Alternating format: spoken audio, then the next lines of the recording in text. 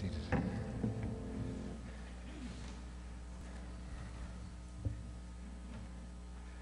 Doing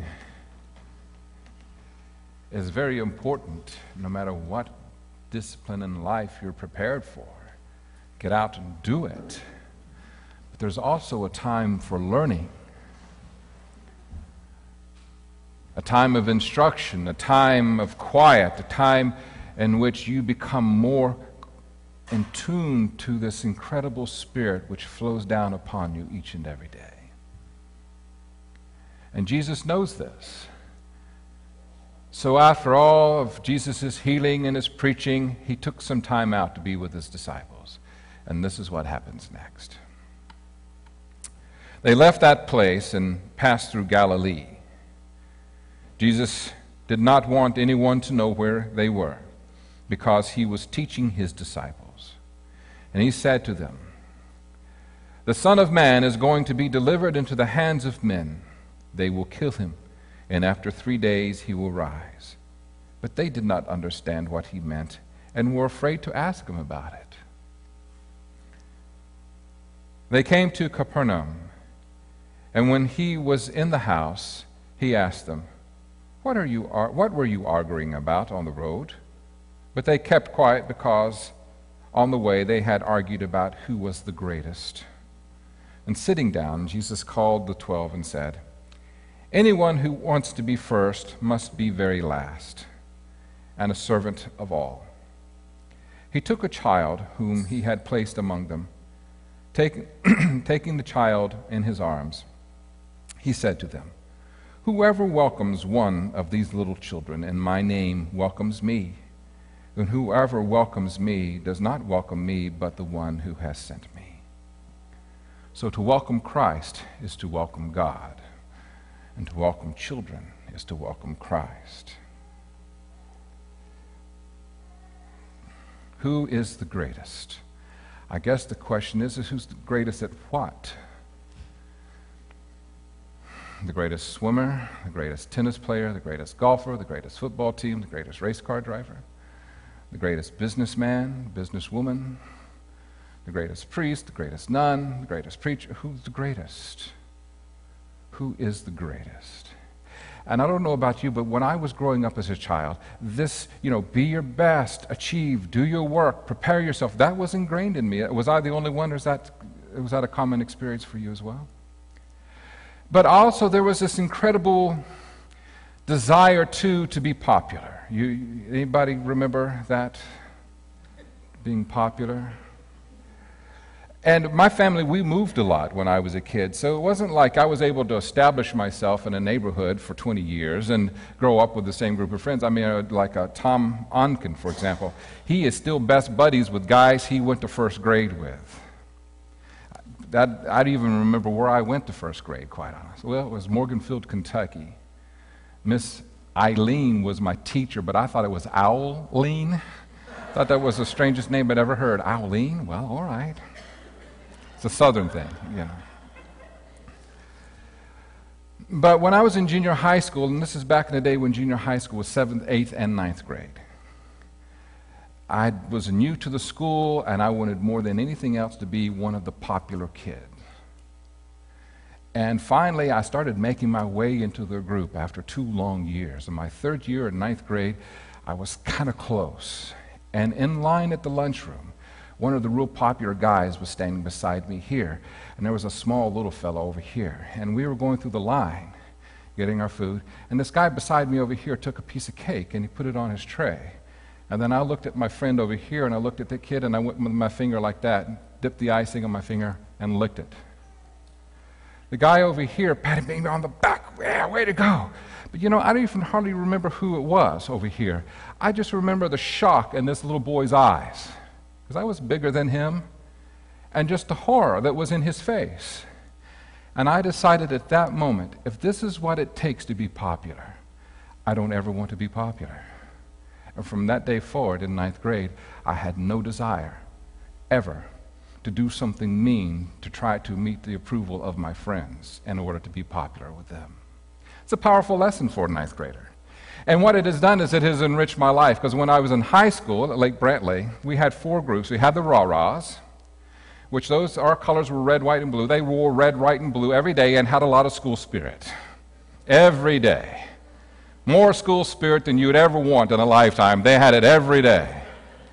One of the Rah-Rahs, father bought her a Volkswagen Beetle, not the new kind, but the old kind, and it was red, white, and blue. The car, they painted it to meet the school colors, right? Then you had the jocks. That kind of takes care of itself. I was one of those. Football players, track, basketball, baseball. Then you had the music band geeks. And then you had the freaks. And the freaks are the ones who didn't fit in any of those groups, and they were the ones that you'd find out in the smoking section. They were the more rebellious students. If we had had goth back then, they would have dressed goth. But what happened for me is that I had friends in all of those groups and wasn't extremely popular in any of them. And that enriched my life. And because of that 9th grade experience, and then through high school, having rah-rah friends and jock friends and geek friends and freak friends prepared me to be with you.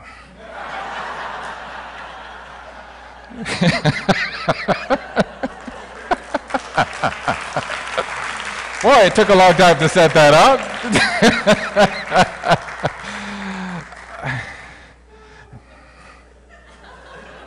What can I say? But for me, there's a huge lesson in this, because something that I learned as a child stuck with me so profoundly that it continues to work with me in an adult body and chronologically older, but still a childlike mind. When Jesus was with his disciples, he was teaching them about what it meant to be one of his disciples. And he tried to tell them about what was going to happen to him, and they couldn't understand it. We talked about this some last week. They just wanted to know who was the greatest among them. It kind of reminds me in Kenneth Branagh's Henry V, the movie of Henry V. After the St. Crispin's Day speech by Henry V, which I was ready to grab a sword and hit somebody in the movie theater after I heard it, they showed the French generals sitting in their tents all arguing among one another whose armor was the most glorious and the most beautiful. What does it mean to be the greatest? Muhammad Ali said he was the greatest. What does it mean to be the greatest? And what we see is Jesus switches it upside down. The greatest among you is the one who will be the bigger servant to all. That kind of goes against an egotistical society, doesn't it? Of achievement and striving. It's like, the bumper sticker that was on a car years ago, he who dies with the most toys wins. The greatest servant, the greatest among you will be the one who is a servant. And then to prove his point, he brought a child and put the child in his lap. So whoever receives one of these little ones receives me. Now, many of us in our culture, so what's the big deal? Did any of you grow up in a home where children were to be seen and not heard? See, some of our older folks, yeah. Some who have more experience than many of the rest of you grew up in households like that. Yeah, I think I was kind of in that transition period, but I remember some of it. We had to be quiet and play our games while the adults were. Well, in Jesus' time, it was even more so, because children were sometimes they just weren't that important. You remember the story where the disciples forbid them bringing the children to Jesus, and Jesus said, "Stop it! Whoever receives one of these little ones in my name receives me." Same story, just a different way it's told. And why is it that Jesus wants us to be more like children? I guess it depends on whose children you're looking at, right? And of course, it's always someone else's. But I think about it and I look back that when you're a young person, when you're a child, everything is possible, right? Everything is possible. Santa Claus, Tooth Fairy, Easter Bunny, it's the characters at Disney, So isn't that why it's a lot of fun to take a 4- and a 5-year-old to the Magic Kingdom? Because all those characters are real to them. I have a niece from Amy's sister, Avery, and she was all into the characters. And they were at Disney World when she was 4 or 5 years old. And it was Cinderella and her mean stepsisters and the mother of the cruel stepsisters. They were all out there. When Avery saw them, she went crazy. She went berserk. What are you doing here? She walked right up to them and gave them the finger. Why are you here? You are mean. You should not be here. You treat, and she was, and of course, and the stepsisters, being the characters that Amy knew, loved these kinds of kids because they were all going around sticking their tongue out at her and doing like this at her. You see, in her mind, it was also, I don't know, something happens as we become adults. We start learning how, dream, but maybe not too big. Or have your hopes about stuff, but maybe don't put too much behind it, you see. We've become more cynical. We've been beaten down enough times, some of us, that just don't even, if I get up, I'm just going to try to stay small and just quiet and just live my life in some kind of peace. Try to keep some bully from sticking his finger in my cake icing and licking it, I think one of the reasons why Jesus brings children into the picture is because for children, for young people, there's a teachability. Is that a word? They're able to learn.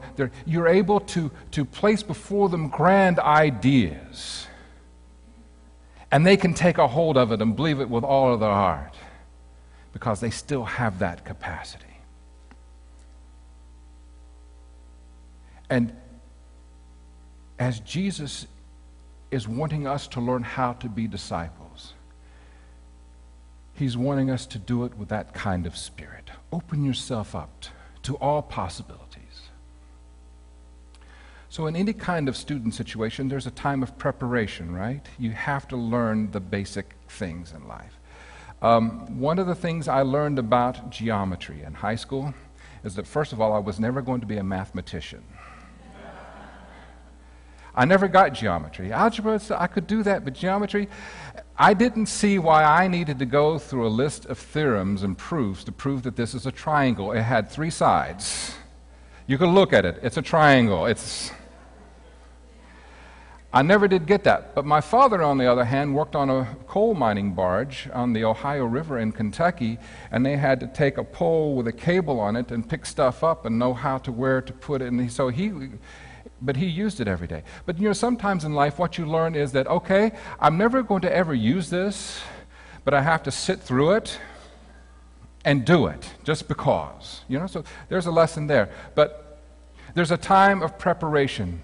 And what I did discover is that maybe I wasn't going to be a good mathematician, but I was creative, I was artistic, I was able to relate to people, and I could speak without fear. So those are the areas I had to go through a period of life and preparation. Seminary prepared me tremendously for life, not just to do this job, but for life, you see.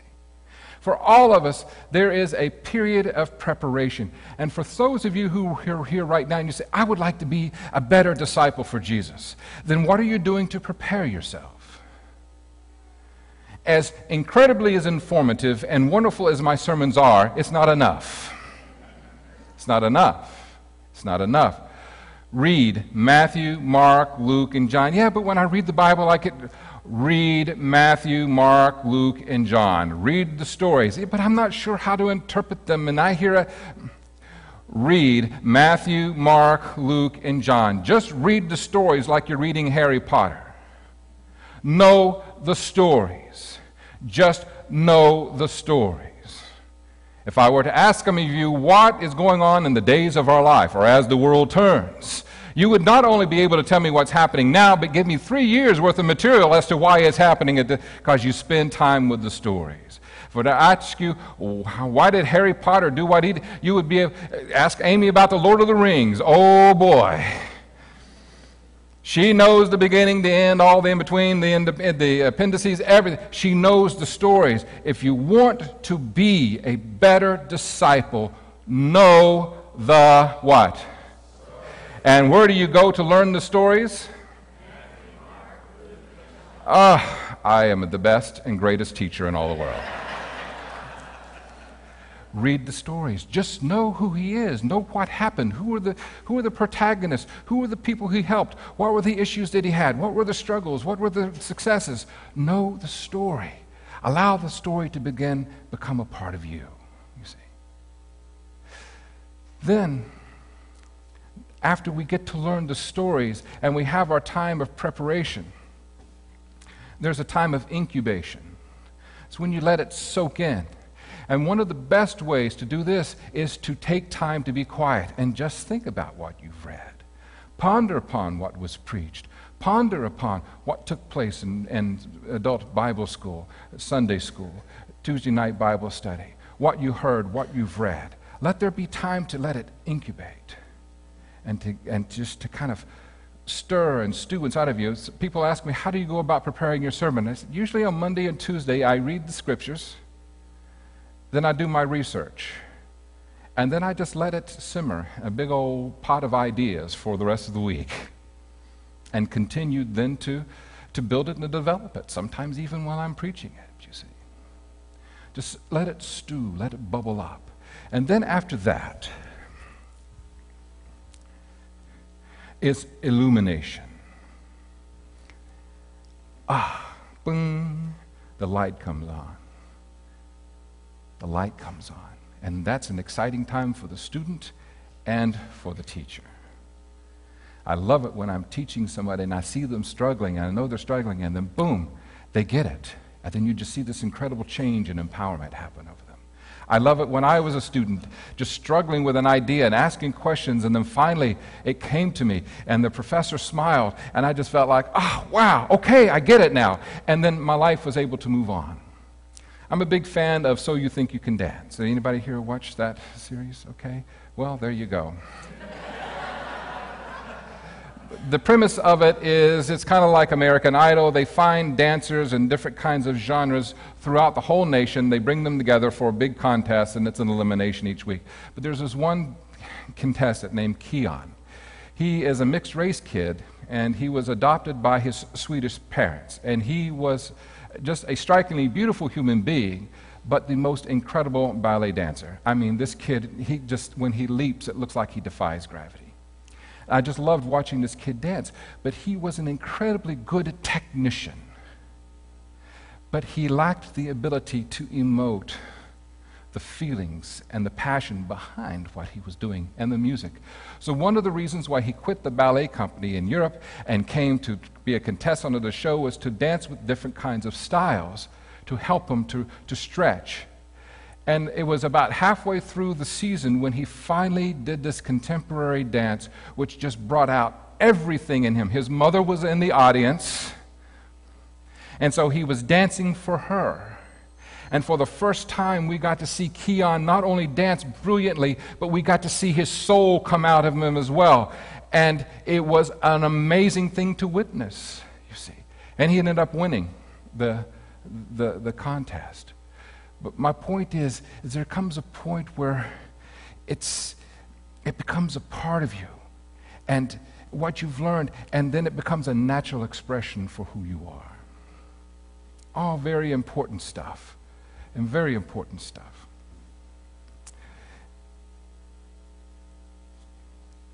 There is two young men that I discovered when I went to the Leadership Summit, who I think are perfect examples of what I'm talking about in this passage, and this idea about learning, about being a good student, letting it just kind of incubate within it, and then finding a way to express it and bring it out. And their names are Mark and Craig. College at Oxford, even though they're American kids. Graduate school, Harvard. It's not a bad resume already, is it? But both of them, as young men, had this passion for helping people.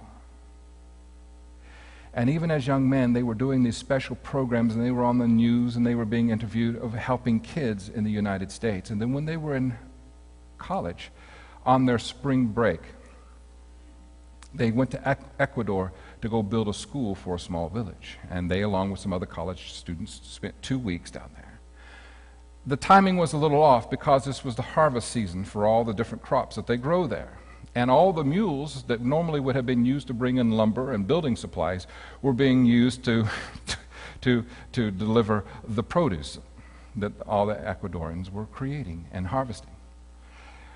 It was almost the end of the 2 weeks. They hadn't even barely laid the foundation for their school, and they were just heartbroken.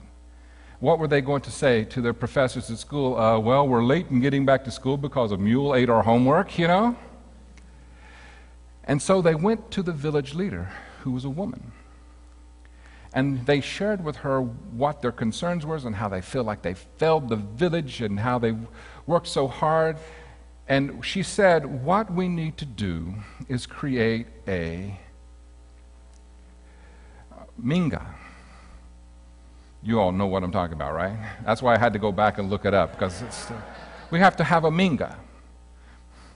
What's a minga? They ask. She said, go on back to your places and I'll take care of it. In the morning, come back here.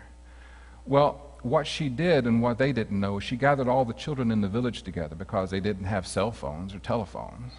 She said, run to as many villages as you can and have everybody meet me here in the morning. So all the kids scampered off. And the next morning when the students woke up, they saw over 100 people. They had some traveled on foot for 6 hours to be there. Many of them were working in their fields and working their crops, and they had taken the day off to come to this village. And what happened was they brought the supplies, they brought the labor, and they built the school in a day. And he says, with all the 500,000 words we have in English, there's not a word to describe what minga is, because it's not volunteerism. He says the best way to put it is a riot for the good of all. And this is when these two young men were transformed, because they saw a whole community of people, different tribes and different groups from all around come together to build one small schoolhouse for this village. They knew that if they did this for this village, then whenever they needed to build a schoolhouse for theirs, everyone there would do the same. You see? It's when the community of people are committed to the greater good. And then these two guys created this program called Me to We. So just watch it for a moment and see if you can grasp some of the spirit that they are sharing. Your power in your words, in your actions.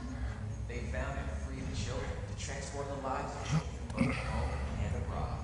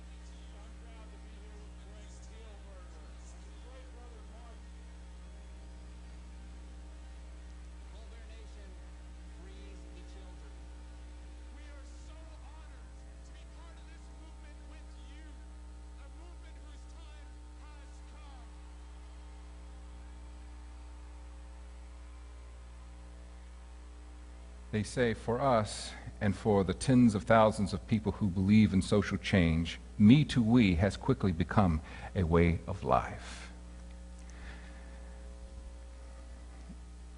Now, why does this inspire me? I am coming toward the end of my ministry in this world. I'm not like not next week, but I'm looking. I have more years behind me than what I have in front of me.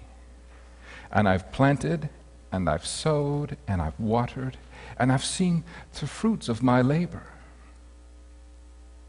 But with this whole concept of seeing all of God's children as God's children and letting down all of the bigotry and the prejudices and the things that cause us to stick our fingers in someone else's cake and lick the icing are being dwindled down and lessened by this new generation. I know that Steve and our own youth every year go to places and get dirty and get nasty, cleaning up homes and playgrounds and creating reefs for our natural beaches. And every year they do this. They get down and they get dirty to help somebody else, you see. I remember once when I was in seminary, we had pastor school. And Dr. John Steely, who was one of the most beloved professors we had there. This is when the Southern Baptist Convention was making a big shift. The fundamentalist Baptists were literally taking over the convention and the seminary, and it created great distress for our professors. I remember looking out over the group one day, and Dr. Steely just looked at us and said, and tears in his eyes, he said, "My heart is warm today because I see the reinforcements. And when I see our young people, when I see Steve and what you're doing, I see the reinforcements." Had lunch with a young lady in our congregation who's wanting to go to law school, not to do civil litigation or business law or to make billions of dollars and $350, $400 per hour in fees. She's wanting to do it so that when she goes to help poor people in Louisiana, she has a law background to be their advocate. You see? From me to we becomes a way of life. And this is the lesson that young people are teaching all the rest of us. And I believe this is why Jesus put them on his lap and said, if you're going to receive one of these little ones, then you receive me. And if you receive me and do what I tell you, then it's not me who you receive, but God. Windermere Union Church, let us continue to put all of our energy and our resources together to make this world a better place. Let us continue to be a place where we can learn and ask questions and have the freedom to grow. Let us continue to be a place that inspires one another and our children to reach out in ways that we have long forgotten how to or have given up hope that we even can. Let us continue to be that place where one's faith and one's beliefs is consistent with who one is as we live and serve the greatest of all, who is our Lord Jesus Christ, who was and is love in the form of a servant. Who is the greatest among us? Those of us who serve the most humbly. What is the greatest church in all the world? The one who serves most humbly and most profoundly. I remember one time Dr. Talbert, I loved Dr. Talbert, cranky, cantankerous, but wonderful teacher. And one day he overheard in the classroom some of the first church preachers talking about whose ministry was the greatest, because, well, we had 2,000 in our sanctuary. Well, we got 2,500 in our sanctuary. I've got 5,000 in my sanctuary. Dr. Talbert talked, because there weren't that many. Big churches are not normal. Dr. Talbert said, for those of you who have built these large congregations, I've pastored large congregations myself. He says it's a wonderful thing. You have to work very hard to do that, and it's a good thing. But just one thing I want to remind you, that every Sunday afternoon, there are stadiums all around the country that have 80 to 100,000 people in them to watch a football game. And when you compare, yours is very small. Who was the greatest among us? It's those of us who learn our lessons, allow the lessons to become a part of who we are, and then serve humbly. We are God's hands and feet in Southwest Orange County.